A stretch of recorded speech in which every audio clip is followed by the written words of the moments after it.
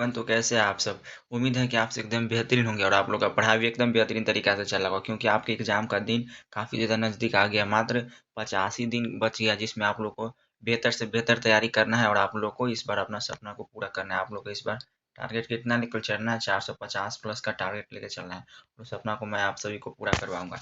अगर आप सभी मेरे चैनल पर नए हो तो चैनल को सब्सक्राइब करके अपने दोस्त के पास शेयर कर दीजिए, क्योंकि इस चैनल पर बिल्कुल फ्री में प्रत्येक सब्जेक्ट का शिक्षा दी जाती है और आपसे 1 रुपए भी नहीं लिया जाता है। तो आप लोग आराम से चैनल को सब्सक्राइब करके अपने दोस्त के पास शेयर कर दीजिए और वीडियो को लाइक कर दीजिए। तो चलिए, आज का वीडियो काफ़ी ज़्यादा इंपॉर्टेंट होने वाले हैं। तो आज हम क्लास 12 इंटरमीडिएट परीक्षा 2025 के न जो 2025 के क्वेश्चन पेपर है उसको आज कवर करवाएंगे।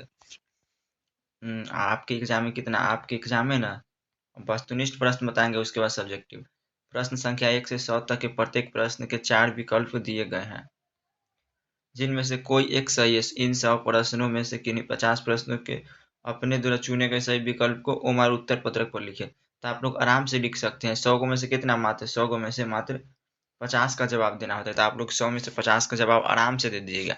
तो पहला क्वेश्चन है, दिल छोटा करना मुहावरे का अर्थ होता है। तो दिल छोटा करना मुहावरे का अर्थ क्या होता है? तो हतोषित होना। ऑप्शन बी राइट हो जाएगा। अगला क्वेश्चन है, आंखों का तारा होना मुहावरे का अर्थ है। आंखों का तारा होना मुहावरे का अर्थ क्या होता है? तो प्रिय होना। ऑप्शन बी राइट हो जाएगा। अगला क्वेश्चन है, लाल पीला होना मुहावरे का अर्थ क्या होता है? लाल पीला होना मतलब क्रोध होना। और अगला क्वेश्चन है, गोद में सोने वाला के लिए एक शब्द है। तो गोद में सोने वाला के लिए एक शब्द क्या है? अंकनसारी। और शिक्षा शब्द क्या है? तो शिक्षा एक स्त्रीलिंग शब्द है। अगला क्वेश्चन है, सभा शब्द क्या है? तो सभा सभा हो जाएगा पुल्लिंग। और परीक्षा शब्द परीक्षा स्त्रीलिंग हो जाएगा। अगला क्वेश्चन है, घी शब्द क्या है? तो घी शब्द पुल्लिंग हो जाएगा। Option A right. अगला क्वेश्चन है, वचन के कितने भेद है? वचन के 2 भेद होते हैं, एक वचन बहुवचन। और अग्नि का परिवाची क्या है? अग्नि का परिवाची हो जाएगा पावक। ऑप्शन डी राइट हो जाएगा। और अगला क्वेश्चन है, कमल का परिवाची शब्द क्या होगा? तो कमल का परिवाची शब्द हो जाएगा सरोज। ऑप्शन बी राइट हो जाएगा। अगला क्वेश्चन, जो बोलता है के लिए एक शब्द है। तो क्या है? जो बोलता है के लिए एक शब्द क्या है? तो जो बोलता है उसके लिए एक शब्द है वाचाल। Option A right. जो पुरुष अभिनय करे के लिए एक शब्द क्या है? जो पुरुष अभिनय करे उसके लिए एक शब्द हो जाएगा अभिनेता। ऑप्शन सी राइट हो जाएगा। अगला क्वेश्चन है, जल में रहने वाले के लिए शब्द है। जल में रहने वाले के लिए शब्द क्या है? तो जल में रहता है उसे जल सेना, अग्नि सेना, नौसेना, वायु सेना। तो इसको नौसेना कहते हैं। जो जल में रहता है उसको नौसेना। तीव्र बुद्धि वाला के लिए एक शब्द है। तो तीव्र बुद्धि वाला के लिए एक शब्द क्या होता है? कुशाग्र बुद्धि हो जाएगा। ऑप्शन ए राइट है। अगला क्वेश्चन है, कमल नयन शब्द में कौन समास है? कमल नयन तो कमल नयन में तत्पुरुष हो जाएगा। आजीवन शब्द में कौन समास है? तो आजीवन शब्द में ना अव्यवी समास हो जाएगा, अव्यवी भाव। ऑप्शन ए राइट हो जाएगा। अगला क्वेश्चन है, अनुज अग्रज या अनुज शब्द में कौन समास है? अग्रज अनुज शब्द में कौन समास है? तो द्वंद्व समास हो जाएगा। ऑप्शन बी राइट हो जाएगा। अगला, नवरत्न शब्द में कौन समास है? नवरत्न शब्द में कौन समास है? नवरत्न। नवरत्न में द्विगु हो जाएगा। ऑप्शन डी राइट हो जाएगा। अगला क्वेश्चन है, आयुष्मान का परिवाची शब्द क्या है? आयुष्मान का परिवाची चिरंजीवी हो जाएगा। Option B right. पृथ्वी का परिवाची शब्द क्या है? तो पृथ्वी का परिवाची शब्द भूमि हो जाएगा। Option B right. अगला क्वेश्चन है, संधि के कितने भेद है? तो संधि के कितने भेद है? तो संधि के 3 भेद होते हैं। और दिगंबर शब्द का संधि विशेष क्या होगा? तो दिक जोड़ अंबर। ऑप्शन ए राइट हो जाएगा। अगला क्वेश्चन है, यशोदा का संधि विच्छेद है। यशोदा का संधि विच्छेद क्या है? यह प्लस दा।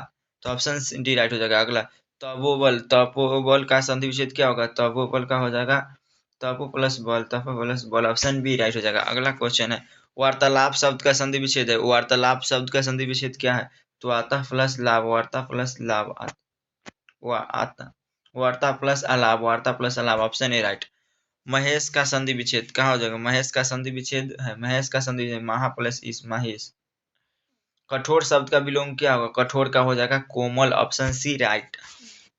अगला क्वेश्चन है, स्तुति शब्द का विलोम क्या होगा? स्तुति शब्द का विलोम निंदा हो जाएगा। अगला क्वेश्चन है, कनिष्ठ शब्द का विलोम क्या होगा? कनिष्ठ शब्द का विलोम हो जाएगा ज्येष्ठ। और अंतरंग शब्द का विलोम क्या होगा? अंतरंग शब्द का विलोम होगा बहिरंग। तिमिर शब्द का विलोम क्या होगा? तिमिर शब्द का विलोम हो जाएगा अंधकार। और कृष्ण शब्द का विलोम हो जाएगा शुक्ल। कृष्ण शब्द का विलोम क्या हो जाएगा? शुक्ल हो जाएगा। अगला क्वेश्चन, विज्ञान शब्द में उपसर्ग है। तो विज्ञान शब्द में उपसर्ग क्या है? विज्ञान शब्द में उपसर्ग हो जाएगा वी हो जाएगा। अगला क्वेश्चन, पुरातन शब्द में उपसर्ग क्या है? पुरातन शब्द में उपसर्ग हो जाएगा पु हो जाएगा। पुरातन शब्द में उपसर्ग तो पु हो जाएगा। आदिकाल शब्द में उपसर्ग है, आदिकाल शब्द में उपसर्ग गया है तो आदि हो जाएगा। ममेरा शब्द में प्रत्यय कौन है? ममे एरा, ममेरा एरा हो जाएगा। अगला क्वेश्चन है पढ़ाई शब्द में प्रत्यय है। पढ़ाई शब्द में प्रत्यय है, पढ़ाई शब्द में कौन प्रत्यय है? तो पढ़ाई, आई हो जाएगा। दिखावट शब्द में कौन सा प्रत्यय है? दिखावट, दिखावट वट हो जाएगा। और शास्त्र शब्द का विशेषण क्या होगा? शास्त्र शब्द का विशेषण, तो शास्त्र शब्द का विशेषण शास्त्रीय हो जाएगा। ऑप्शन बी राइट हो जाएगा। अगला क्वेश्चन, रंग शब्द का विशेषण क्या होगा? तो रंग शब्द का विशेषण होगा रंगबाज, रंग शब्द का विशेषण रंगबाज हो जाएगा। वेद शब्द का विशेषण क्या होगा? वेद शब्द का विशेषण वैदिक हो जाएगा। अगला क्वेश्चन है आचार्य शब्द में कौन संज्ञा है? आचार्य शब्द में कौन संज्ञा? आचार्य, आचार्य शब्द में ना गुणवाचक व्यक्तिवाचक संज्ञा है। चतुराई शब्द में कौन संज्ञा है? चतुराई शब्द में भाववाचक संज्ञा है। गुच्छा शब्द में कौन संज्ञा है? तो गुच्छा शब्द में क्या हो जाएगा? गुच्छा समूह में रहता है तो इसका समूहवाचक संज्ञा हो जाएगा। और प का वर्ण उच्चारण स्थान क्या है? तो प फ ब भ म, तो प का हो जाएगा ओष्ठ। द का उच्चारण स्थान क्या है? तो त थ द, तो दंत हो जाएगा। और क का उच्चारण स्थान कंठ तालु मूर्धा दंत ओष्ठ, तो क का क्या हो जाएगा? कंठ हो जाएगा। कारक के कितने भेद होते हैं? तो कारक के 8 भेद होते हैं। पेड़ से पत्ते गिरते हैं किस कारक का उदाहरण है? पेड़ से पत्ते गिरते हैं किस कारक का उदाहरण है? तो अपादान कारक का। कारक करण चिन्ह का है, करण चिन्ह, करण कारक चिन्ह है तो से द्वारा हो जाएगा। बालकृष्ण भट्ट रचित रचना निम्न में से कौन है? बालकृष्ण भट्ट रचित रचना निम्न में से कौन है? तो बालकृष्ण के द्वारा भट्ट बातचीत रचा गया। सूबेदार ने किस शीर्षक कहानी की पत्र है? तो सूबेदार ने उसने कहा था कहानी की पत्र, ऑप्शन सी राइट हो जाएगा। अगला क्वेश्चन है उसने कहा था किस प्रकार की कहानी है? उसने कहा था किस प्रकार की कहानी है? तो यह हो जाएगा क्रम प्रधान कहानी हो जाएगा, क्रम प्रधान, चरित्र प्रधान।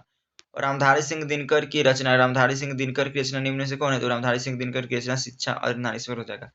रामधारी सिंह दिनकर का जन्म स्थान है, रामधारी सिंह दिनकर का जन्म स्थान कहाँ है? तो Simaria Begusarai, option D right हो जाएगा। अगला क्वेश्चन है रामधारी सिंह दिनकर किस युग के कवि थे? रामधारी सिंह दिनकर किस युग के कवि थे? तो छाया बहादुर युग के थे, ऑप्शन डी राइट हो जाएगा। अगला क्वेश्चन है निम्न में से किस शीर्षक कहानी में ग्रेगरिन का उल्लेख है? तो ग्रेगरिन का उल्लेख रोज में है। रोज शीर्षक कहानी की नायिका कौन है? तो रोज शीर्षक कहानी की नायिका कौन हो जाएगी? तो इसका मालती हो जाएगी, ऑप्शन बी राइट हो जाएगा। अज्ञे के पिता का नाम क्या था? अज्ञे के पिता का नाम था डॉक्टर हीरानंद शास्त्री। और भगत सिंह की रचना निम्न में से कौन है? भगत सिंह की रचना निम्न में से कौन है? तो भगत सिंह की रचना है एक लेख और एक पत्र, ऑप्शन ए राइट हो जाएगा। अगला क्वेश्चन है चौर ताल कैसे है? चौर ताल कैसे है? तो उथले, ऑप्शन ए राइट हो जाएगा। बिस्नी किस शीर्षक एकांकी पात्रा है? बिस्नी किस शीर्षक की एकांकी की पात्रा है? तो सिपाही की मां, ऑप्शन सी राइट हो जाएगा। अगला क्वेश्चन है ओ सदा निरार शीर्षक निबंध के निबंधकार है। ओ सदा निरार शीर्षक निबंध के निबंधकार कौन है? तो जगदीश चंद्र, ओ सदा निराश हो जाएगा जगदीश चंद्र माथुर। बहुजन संप्रेषण के माध्यम नामक पुस्तक को कौन लिखा है? तो ये लिखा है जगदीश चंद्र माथुर, बहुजन संप्रेषण के माध्यम। और अगला क्वेश्चन है दलित साहित्य का सौंदर्य शास्त्र, दलित साहित्य का सौंदर्य शास्त्र नामक आलोचना के पुस्तक रचयिता कौन है? तो कौन है? इसका हो जाएगा दलित का Om Prakash Valmiki, option A right, option A right. Om Prakash और कलीराम, ओम प्रकाश और कलीराम किस शीर्षक पाठ के पात्र है? तो किस शीर्षक पाठ के पात्र हो जाएंगे? तो जूठन क्या।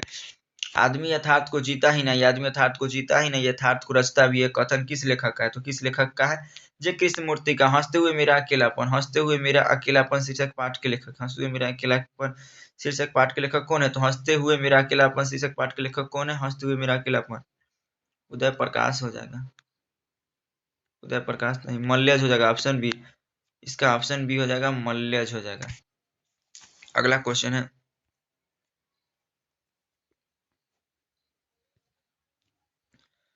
तिरीच शीर्षक कहानी, तिरीच शीर्षक कहानी किस प्रकार की रचना है? तिरीच शीर्षक कहानी किस प्रकार की रचना है? तो यह जादू यथार्थ की कहानी हो जाएगी।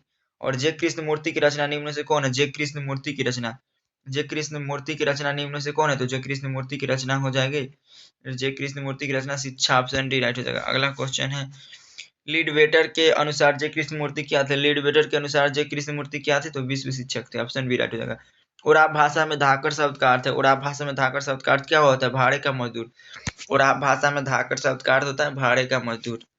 गंडक नदी की चर्चा किस शीर्षक पाठ में? गंडक नदी की चर्चा किस शीर्षक पाठ में? तो ओ सदानीरा में है। रामधारी सिंह दिनकर, रामधारी सिंह दिनकर किस विश्वविद्यालय में उपकुलपति के पद पर रहे हैं? तो हो जाएगा भागलपुर विश्वविद्यालय, ऑप्शन सी राइट हो जाएगा। अगला क्वेश्चन है और नारीश्वर शीर्षक पाठ हिंदी साहित्य की कौन सी विद्या है? तो और नारीश्वर शीर्षक पाठ हिंदी साहित्य की कौन सी विद्या है? तो ये हो जाएगा निबंध। स्पीच का उद्देश्य सुनने वाले के मन में जो उत्साह पैदा कर देना है, यह उक्ति है। स्पीच का उद्देश्य सुनने वाले के मन में जोश और उत्साह पैदा करना है। उक्ति किसकी है? तो ये उक्ति हो जाएगी बालकृष्ण भट्ट की। डी बिल्कुल राइट हो जाएगा। अगला क्वेश्चन है, प्रकृति वर्णन से संबंध रखता है। प्रकृति वर्णन से संबंधित है तो क्या है? प्रकृति वर्णन से उषा। कवियों का कवि किसे कहा जाता है? तो शमशेर सिंह बहादुर को ना कवियों का कवि कहा जाता है। शमशेर सिंह बहादुर को कवियों का कवि कहा जाता है। अगला क्वेश्चन है, मुक्तिबोध का नाम है। मुक्तिबोध का नाम क्या है? तो Gajanan Madhav Muktibodh. Option C right हो जाएगा। ज्ञानेंद्र पति किस प्रशासनिक पद पर थे? तो काराधीक्षक पद पर थे। ऑप्शन बी राइट हो जाएगा। अगला क्वेश्चन है, गांव का घर शीर्षक कविता के कवि कौन है? गांव का घर शीर्षक कविता के कवि कौन हो जाएंगे? तो इसका हो जाएगा ज्ञानेंद्र पति। और उषा शीर्षक कविता के कवि कौन है? तो उषा शीर्षक कविता के कवि हो जाएगा शमशेर सिंह बहादुर, शमशेर बहादुर सिंह। अगला क्वेश्चन है, तुलसीदास का जन्म हुआ था। तुलसीदास का जन्म कहाँ हुआ था? तो राजापुर बांदा उत्तर प्रदेश। राजापुर बांदा उत्तर प्रदेश। कवि भूषण की कविता में कौन सा रस पाया जाता है? कवि भूषण की कविता में कौन सा रस पाया जाता है? तो श्रृंगार रस पाया जाता है। कवि भूषण की कविता में श्रृंगार रस पाया जाता है। और जयशंकर प्रसाद रचित महाकाव्य निम्न में से कौन है? जयशंकर प्रसाद रचित महाकाव्य निम्न से कौन है? तो जयशंकर प्रसाद के द्वारा कामायनी को रचा गया है। सुभद्रा कुमारी चौहान का जन्म स्थान कहाँ है? सुभद्रा कुमारी चौहान का जन्म स्थान कहाँ है? तो सुभद्रा कुमारी चौहान का जन्म स्थान हो जाएगा सयोफुल। पुत्र शीर्षक, पुत्र वियोग शीर्षक कविता की कवित्री कौन है? पुत्र वियोग शीर्षक कविता के कवि कौन है? तो हो जाएंगे सुभद्रा कुमारी चौहान। मेरा खोया हुआ खिलौना अब तक मेरे पास न आया, यह पंक्ति किस शीर्षक पाठ की है? तो पुत्र वियोग की हो जाएंगे। ऑप्शन ए राइट हो जाएगा। अगला क्वेश्चन है, पंचायती राज में जैसे खो गए पंच परमेश्वर, यह पंक्ति किस शीर्षक पाठ की है? तो यह हो जाएगी गांव की, ये हो जाएगी जन जन की चेहरा एक, जन जन की चेहरा एक। प्यारे नन्हे बेटे को शीर्षक कविता का नायक कहाँ का रहने वाला है? प्यारे नन्हे बेटे को कविता शीर्षक कहाँ का रहने वाला है? तो रांची झारखंड का हो जाएगा। दानव दुरात्मा एक मानव की आत्मा एक, यह शीर्षक किस कविता की है? तो ये हो जाएगी जन जन की चेहरा एक। छत्रसाल दशक, छत्रसाल दशक शीर्षक कीर्ति की रचनाकार है। तो छत्रसाल दशक कीर्ति की रचना कौन कौन हो जाएंगे? तो भूषण हो जाएंगे। ऑप्शन डी राइट हो जाएगा। अगला क्वेश्चन है, कवि जायसी की, कवि जायसी की रचना निम्न से कौन है? तो कवि जायसी की रचना हो जाएगी कर्णवक। चित्ररेखा नामक रचना के कविता रचयिता कौन है? तो चित्ररेखा नामक रचना के रचयिता कौन हो जाएंगे? तो जायसी हो जाएंगे। जायसी किस भक्ति के कवि है? जायसी किस भक्ति के कवि है? तो जायसी हो जाएंगे ना जो प्रेम मार्गी हो जाएंगे, प्रेम मार्गी। सूरदास किस काल के कवि है? सूरदास है जो, सूरदास है जो भक्ति काल के। ऑप्शन बी राइट हो जाएगा। अगला क्वेश्चन है, पाठ्य पुस्तक में सूरदास रचित पद कहाँ से संकलित है? पाठ्य पुस्तक में सूरदास रचित पद कहाँ से संकलित है? सूरदास है जो कहाँ से? सूर सागर से लिया गया है। तुलसीदास रचित सर्वश्रेष्ठ काव्य महाकाव्य, तुलसीदास रचित सर्वश्रेष्ठ महाकाव्य क्या है? तो तुलसीदास के दौरान रामचरितमानस को रचा गया। Option B right. अगला क्वेश्चन है, निम्न में से लोकनायक कहे जाते हैं। निम्न में से लोकनायक किसे कहे जाते हैं? तो जयप्रकाश नारायण को लोकनायक कहा जाता है। ऑप्शन ए राइट हो जाएगा। तो आप लोगों को कितना 100 क्वेश्चन में आप लोग कितना सही किए?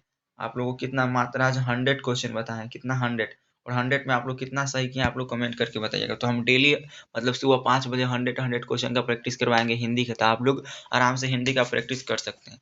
तो आप लोग को कुछ महत्वपूर्ण निबंध बनाते हैं, बताते हैं खंडवा वस्तुनिष्ठ महत्वपूर्ण निबंध। तो मेरे प्रिय रचनाकार, छात्र जीवन हमारे त्योहार, प्राकृतिक संसाधन, मोबाइल, आधुनिक यंत्र मानव, प्रदूषण एक विकट समस्या, तो आप लोग को ये सभी को लिख लेना है। और इसका कुछ गेस क्वेश्चन देते हैं 5 नंबर में। जैसे पूछेगा निम्नलिखित में से किन्हीं 2 अवतरणों की व्याख्या करने, तो आप लोग को 4 क्वेश्चन दे देगा, तो 4 में से आप लोग 2 को आराम से कर दीजिएगा। आप लोग देख लीजिए, अपने विद्यालय के प्रधानाध्यापक के पास अकादमी पर इसमें विलम्ब शुल्क माफ करने का अनुरोध किया गया, तो आप लोग इसको भी आराम से कर सकते हैं। इसमें आप लोग को कोई दिक्कत नहीं होगा, आप लोग आराम से इसको कर सकते हैं। और वार्षिक परीक्षा की तैयारी करते हुए अपने पिता के पास एक आवेदन पत्र लिखें, तो आप लोग इसको भी लिख सकते हो। वार्षिक परीक्षा की तैयारी करते हुए ना अपने पिता के पास एक आवेदन पत्र। और निम्नलिखित में से किन्हीं 5 प्रश्नों के उत्तर दे। शॉर्ट क्वेश्चन कितना रहेगा? 10, और 10 में से आप लोग 5 का आराम से जवाब दे दीजिएगा। उसके बाद आपके पूछेगा निबंध। उसके बाद निम्नलिखित में से ना किन्हीं 3 प्रश्नों के उत्तर देते, निबंध पूछेगा। और नारीश्वर का निबंध पूछेगा, उसने कहा था कि निबंध बातचीत का लिख दीजिएगा। और प्रथम पद में तुलसीदास का परिचय, मुक्ति बोध, तो आप लोग ये 6 में से 3 को आराम से बना सकते हैं। और उसके बाद 6ठा नंबर में पूछेगा अनसीन पैसेज, तो आप लोग इसमें से 2 में से कोई एक आराम से बना सकते हैं। तो कैसा लगा वीडियो कमेंट करके बताइएगा, और चैनल को सब्सक्राइब करके अपने दोस्त के पास शेयर कर दीजिए, क्योंकि आप सभी के लिए हम बहुत ज़्यादा मेहनत करते हैं। चलिए तो मिलते हैं अगले वीडियो में, तब तक के लिए take care, love you, God bless.